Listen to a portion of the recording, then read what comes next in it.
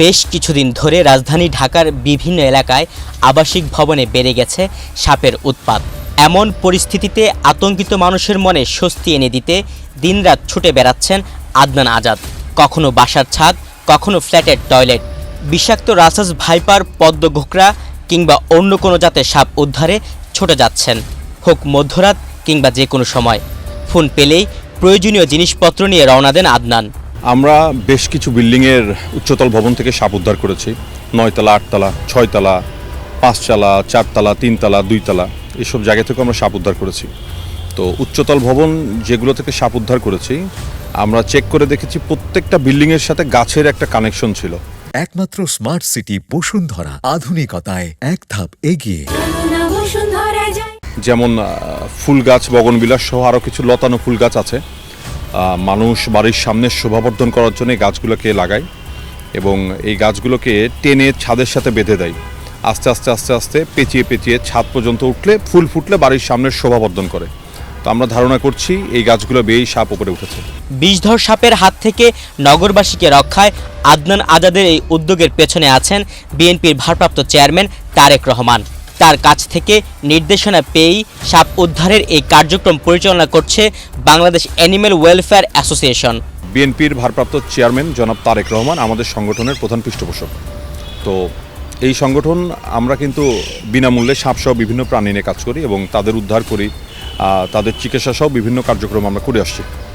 তো তার সুবাদেই আমরা সাপ উদ্ধার করে এই সাপটাকে আবার প্রকৃতিতে অবমুক্ত করি এবং চেষ্টা থাকে যে মানুষের সাথে সাপের সংঘাত কী করে এড়ানো যায়, কোনো মানুষ যাতে সাপের কারণে আহত না হয়।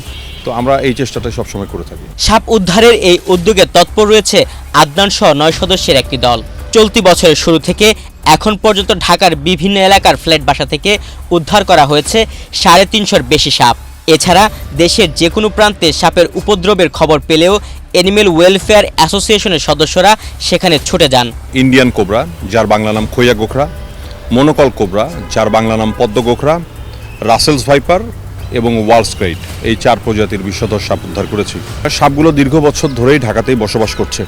আমরা যেই এলাকা থেকে সাপগুলো উদ্ধার করেছি তার উল্লেখযোগ্য এলাকা হচ্ছে বনশ্রী, খিলগা, উত্তরের 18 নম্বর সেক্টর দিয়াবাড়ি যেটাকে বলে, উত্তর খান, দক্ষিণ খান, ক্যান্টনমেন্ট এরিয়ার কাফরুল, এছাড়া রয়েছে নিকেতনের মতো বিলাসবহুল এলাকাও। বিশেষ করে 2 বাড়ির মাঝের ফাঁকা জায়গায় অবহেলায় খাবারের আবর্জনা ফেলায় সেখানে ইঁদুরের আনাগোনা বেড়ে যায়। আর ইঁদুরের লোভেই সাপ ঢুকে পড়ে গলিতে, সেখান থেকে প্রবেশ করে বাসা বাড়িতেও। এমনকি অনেক জায়গা আবার সে গলিতে সাপ বংশ বৃদ্ধি করছে। সাপ যে গর্তগুলোতে বসবাস করে, টানা 3, 4, 5 দিন যদি প্রবল বৃষ্টিপাত হয়, এই গর্তগুলো যখন পানিতে টইটুম্বুর হয়ে যায়, তখন শুকনা স্থানের জন্য সাপগুলো মানুষের বাড়িতে চলে আসে এবং মানুষের বাড়িতে আসার ফলে যখন দেখছে যে এখানে প্রচুর ইঁদুর আছে আমাদের বাড়িতে, তখন কিন্তু তারা এখানে বসবাস করা শুরু করেছে। আর আরেকটা বিষয় জানিয়ে রাখি, সাপ কখনো গর্ত খুঁড়তে পারে না। এরা যখন বাড়িতে আসে, এসে যখন দেখে ইঁদুর গর্ত খুঁড়ে রেখেছে, তখন তাদের প্রজনন ঋতুতে এই গর্তগুলোতেই তারা ডিম পারে এবং সেখানেই প্রজনন করে। আর এইভাবেই আমরা সাপ পাচ্ছি। কিভাবে বিভিন্ন ফ্ল্যাট বাসা বা ভবন থেকে সাপ উদ্ধার করা হয় তার পুরো প্রক্রিয়াটি তুলে ধরেছেন আদনান আজাদ। আমাদের যখন খবর দেয়, আমরা কিন্তু গিয়ে এমন নয় যে সাপটা খাটের উপরে ফোনা তুলে বসে আছে বা সোফার উপরে ফোনা তুলে বসে আছে, এমন নয়।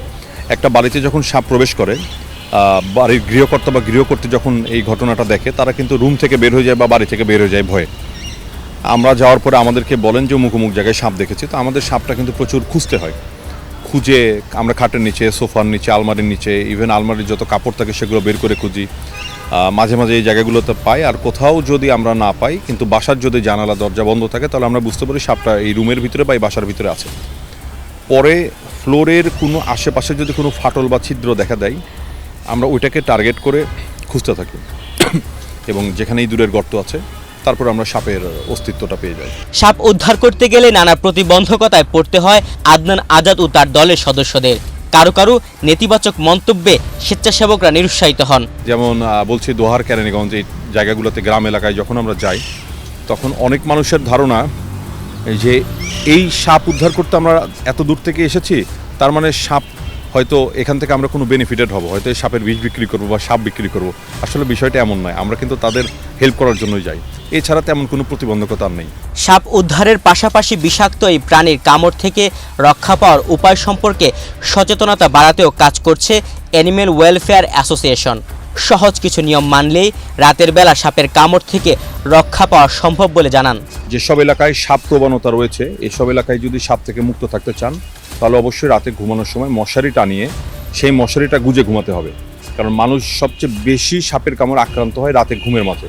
সাপ যদি তার বিছানাতে বা শরীরের পাশে এসে অবস্থান করে, মানুষ যখন এক কাজ থেকে আর এক কাজ ফিরে, তখন সাপের গায়ের ওপর যখন টাচ পড়ে তখন সাপ আত্মরক্ষায় কামড়িয়ে দেয়।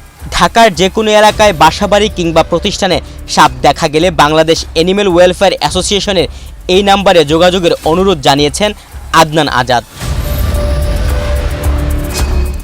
তুহিন ভুইয়া, বাংলাদেশ প্রতিদিন।